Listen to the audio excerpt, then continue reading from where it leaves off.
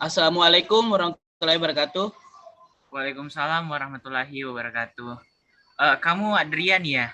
Dari kelas 10 IPA 1. Iya Pak, betul Pak. Saya Adrian Pak. Bagaimana kabar Adrian hari ini?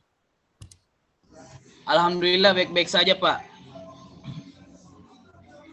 Kamu kesini sama kamu ada apa sehingga menghubungi Bapak? Saya kesini Pak karena menurut saya sangat kesusahan Pak. Karena saya belum sempat belajar selain itu dan ada beberapa masalah yang mengganggu saya saat ini Pak. Oh alah. Seperti apa itu? Apakah sebelumnya kamu pernah melakukan sesi konseling? Setahu saya belum pernah Pak melakukan atau ikut sesi konseling sebelumnya Pak. Mungkin ini pertama kalinya Pak. Oh iya. Berarti baiknya sebelumnya Bapak mau tanya, apakah kamu tahu apakah itu konseling? Kalau menurut saya konseling itu proses pemberian bantuan untuk memecahkan masalah-masalah siswa Pak. Iya, bagus sekali. Jadi konseling itu merupakan suatu layanan yang membantu siswa yang sedang menghadapi masalah atau sulit dalam mengambil keputusan, agar nantinya mampu untuk memecahkan masalahnya dan mampu mengambil keputusan yang tepat untuk dirinya.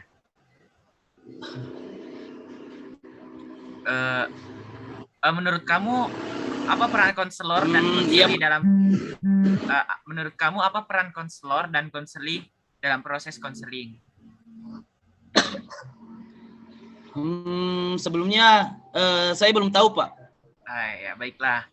Nah di sini Bapak sebagai konselor berperan sebagai fasilitator dalam proses pemberian layanan BK yang berhubungan dengan masalah konseli untuk menentukan jalan keluar dari masalah kamu sendiri sebagai konseli berperan kamu sebagai konseli berperan aktif untuk mengemukakan masalah dan latar belakang masalah serta mengkaji berbagai kemungkinan jalan keluar dari permasalahan kamu. Iya Pak, saya akan berusaha berperan aktif dalam konseling ini. Tapi saya tidak ingin jika masalah saya diketahui oleh orang lain Pak. Iya, perlu kamu ketahui bahwa konselor sebagai organisasi profesi diatur oleh kode etik, di mana salah satu bunyi dari kode etik tersebut adalah menjamin kerahasiaan konseli atau klien. Jadi kamu tidak perlu khawatir sebab kami selaku konselor pasti akan merahasiakan masalah konseli dari orang lain, seperti itu. Terima kasih Pak, saya merasa lega mendengarnya. Ya, baiklah kalau begitu. Sebelum kita melanjutkan konseli kali ini, kita sepakati waktunya terlebih dahulu. Karena di sini Bapak ada waktu sekitar 40 menit, maka dengan adanya waktu yang singkat ini, maka kita sebaik-baiknya benar-benar memanfaatkan waktu yang ada. Nah, jika pada pertemuan pertama ini masalahmu belum terselesaikan, maka kita adakan perjanjian untuk mengadakan pertemuan berikutnya. Bagaimana? Kamu sudah mengerti? Ya Pak, saya sudah mengerti. Lengkap sekali penjelasan dari Bapak. Dan sekarang saya mengerti tentang konseling. Iya, bagus. Apa yang dapat Bapak lakukan untuk membantu Adrian? Jadi begini Pak, saya merasa tidak bisa mengatur waktu saya dengan baik atau manajemen waktu saya Pak. Mengapa kamu tidak bisa mengatur waktu? Coba ceritakan pada Bapak.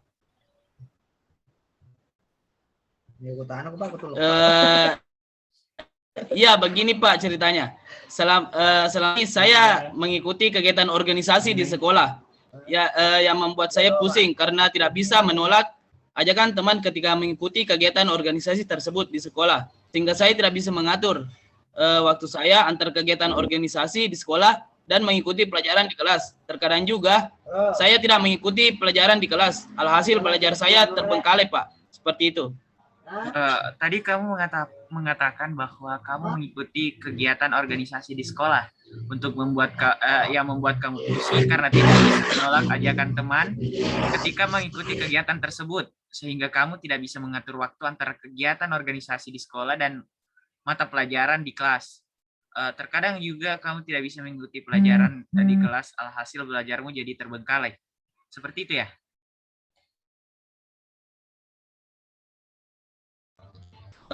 Benar Pak, sebenarnya saya ingin memilih mengikuti pelajaran di kelas, tetapi di sisi lain saya tidak bisa menolak ajakan teman-teman saya Pak. Jadi kamu masih merasa bingung bagaimana cara menolak ajakan teman kamu untuk tidak mengikuti kegiatan organisasi karena kamu ingin fokus pelajaran di kelas agar belajarnya bisa maksimal, seperti itu ya? Ya Pak, seperti itu. Oh, berarti di sini Adrian kurang bisa menolak ajakan teman untuk kegiatan organisasi di sekolah karena kamu merasa ketinggalan dan sulit memahami pelajaran di kelas, alhasil belajar kamu terbengkalai dan kurang maksimal.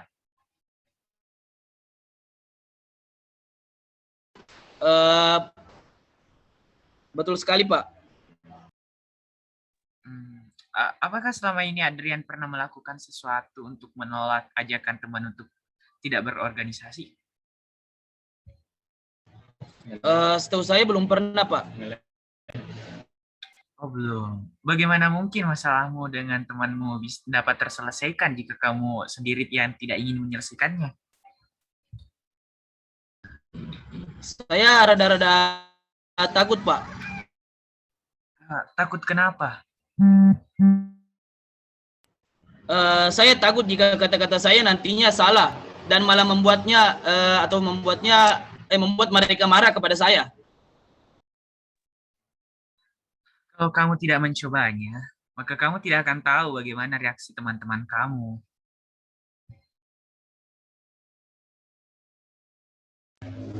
Begitu ya Pak. Lalu saya harus bagaimana Pak? Sempat ada solusi dari Bapak. Baiklah, Adrian, setelah mendengarkan masalah kamu tadi, dapat disimpulkan bahwa kamu termasuk orang yang tidak asertif. Kalau boleh tahu Pak, asertif itu apa? Iya, bagus, pertanyaan yang bagus. Jadi asertif itu adalah usaha seseorang untuk mempertahankan hak-hak rasionalnya, seperti berani menegur, berani menolak ajakan teman, dan berani berkata tidak dan lain sebagainya. Jadi begitu ya Pak. Sepertinya saya termasuk orang yang tidak asertif Pak. Lalu apa yang harus saya lakukan? Baik, di sini Adrian, kita mencoba menggunakan pendekatan behavioristik dengan teknik assertive training. Teknik assertive training ini merupakan metode untuk menghilangkan kecemasan individu yang terlalu malu dan takut untuk memberikan respon sesuai dengan situasi-situasi tertentu untuk memberikan respon yang asertif. Nah, tujuannya yaitu mendorong kita agar dapat bersikap tegas dan mampu mengungkapkan segala perasaan yang mengatakan tidak. Akan tetapi penyampaian pendapat kamu ini harus didahului dengan kata yang sopan, misalnya maaf. Oh, seperti itu ya Pak. Tetapi selanjutnya apa yang harus saya lakukan Pak? Begini, saya mengajak kamu untuk melakukan role playing atau bermain peran. Tujuan dari permainan ini adalah melatih kamu agar dapat melatih ketegasan. Kamu diminta untuk berperan sebagai diri kamu sendiri, yakni sebagai orang yang mampu berperilaku tegas, sebagai orang yang mampu kemudian ungkapkan segala emosi dan perasaan yang mengganjal di hati kamu kepada Bapak. Sedangkan Bapak di sini berperan sebagai teman kamu yang mengajak kamu untuk mengikuti rapat. Begitupun sebaliknya. Bagaimana? Kamu sudah siap meluapkan segala perasaan di hati kamu? Iya Pak, dengan segenap hati saya siap Pak.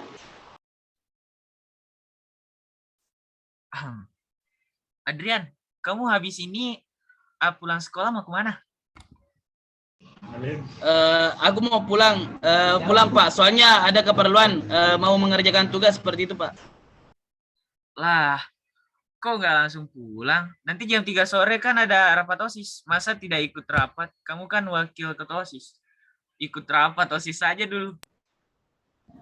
Mau ya Pak, kali ini aku absen dulu, tidak ikut rapatnya Pak. Udahlah, ayo ikut rapat dulu. Masalahnya rapat ini membahas rencana pemilihan jabatan ketua OSIS yang baru. Kamu banyak dibutuhkan di rapat ini. Ya sudahlah, kalau aku memang harus mengikuti rapat itu. Nah, begitu. Kamu memang harus mengikuti rapat ini, soalnya rapat ini penting. Iya, tapi lain waktu aku tidak bisa ikut. Wah, kok tidak bisa ikut? Kalau aku ikut rapat hampir tiap waktu, lalu kapan aku belajarnya? Hampir tiap waktu aku harus mengikuti rapat tersebut. Padahal kegiatanku tidak cuma belajar dan rapat saja. Aku punya kegiatan dan aktivitas lain. Kan ada ketua OSIS ya, ketua OSISnya juga. Ketua OSISnya juga sering absen mengikuti rapat OSIS. Kenapa kalau aku diwajibkan hadir mengikuti rapat itu? Tolong ngerti urusanku. Urusanku kan gak cuma di organisasi itu loh. Aku butuh waktu untuk urusanku yang lain. Lah, kan kamu wakil ketua OSIS. Kalau ketua OSIS tidak hadir, terus bagaimana? Di mana tanggung jawab kamu sebagai wakil ketua OSIS? Aku sebagai anggota OSIS saja ikut rapat terus. Terserahlah. Yang penting selama ini aku mengikuti kegiatan OSIS dengan maksimal. Tapi maaf, mulai minggu depan kalau ada rapat OSIS, apalagi rapat yang mendadak gitu, aku gak bisa ikut. Aku mempunyai kegiatan lain yang harus aku lakukan. Tidak hanya mengikuti rapat saja. Aku itu udah ketinggalan pelajaran di kelas aku. Dan aku ingin lebih fokus dengan belajar untuk mempersiapkan ujianku nanti. Jujur, selama aku mengikuti kegiatan OSIS, waktuku habis untuk mengikuti rapat-rapat dan rapat. Kegiatan lain pun jadi terbengkalai. Lagian aku sudah pernah bicara sama ketua OSISnya. Kalau aku izin tidak bisa ikut rapat. Apa sekarang kamu saja yang ingin menggantikan posisiku sebagai wakil ketua OSIS? Kalau memang itu sudah menjadi keputusan kamu, ya sudah tidak apa-apa. Iya, maaf sebelumnya. Aku sekarang ini ingin fokus sama pelajaran untuk mempersiapkan ujianku. Semoga kamu bisa memahami dan aku tidak bermaksud mempunyai pemikiran jelek dengan kamu. Iya, Adrian, saya mengerti. Nah, itu kamu bisa melakukannya. Bagaimana perasaan kamu setelah melakukan simulasi tadi? Sedikit takut, Pak. Tapi setelah mencoba ya ternyata tidak menakutkan seperti yang saya bayangkan, Pak. Iya, dengan kata lain, perasaan takut kamu untuk menolak ajakan teman untuk berorganisasi sudah agak sedikit berkurang, kan? Iya, Pak. Setelah menemukan hal yang positif, perasaan takut untuk menolak ajakan teman sudah bisa saya lakukan, Pak. Nah, sekarang yang perlu kamu lakukan, coba kamu terapkan tingkah laku tadi dengan teman-temanmu. Itu sekiranya kamu tidak bisa melaksanakan ajakan temanmu. Iya, Pak. Saya akan berusaha untuk mencoba hal tersebut, Pak. Baiklah, sebagai kesimpulan akhir dari pembicaraan kita, dapat Bapak simpulkan bahwa Adrian mempunyai masalah yang tidak berani mengatakan tidak untuk menolak ajakan teman. Setelah kita melakukan simulasi tadi, Adrian akan berusaha menerapkan tingkah laku tadi dengan temanmu itu. Iya, Pak. Iya, Pak. Baiklah, Adrian. Rupanya waktu kita sudah hampir habis. Apakah kamu masih ada sesuatu yang ingin kamu sampaikan kepada Bapak? Sepertinya sudah tidak ada lagi, Pak. Oke. Kalau begitu, Bapak berharap kamu bisa melakukan dan menerapkan apa yang tadi telah kita peragakan jika ingin menolak ajakan teman kamu. Iya, Pak. Iya, Pak. Baiklah, kalau kamu tidak keberatan, kita akan bertemu lagi di sini pada hari dan jam yang sama untuk membicarakan perkembangan yang telah kamu alami. Baik, Pak. Saya akan setuju, Pak. Oke. Hari ini cukup sampai di sini dulu. Sampai bertemu minggu depan ya. Iya Pak, kalau begitu saya permisi dulu Pak. Terima kasih banyak Pak. Iya, sama-sama Adrian. Assalamualaikum.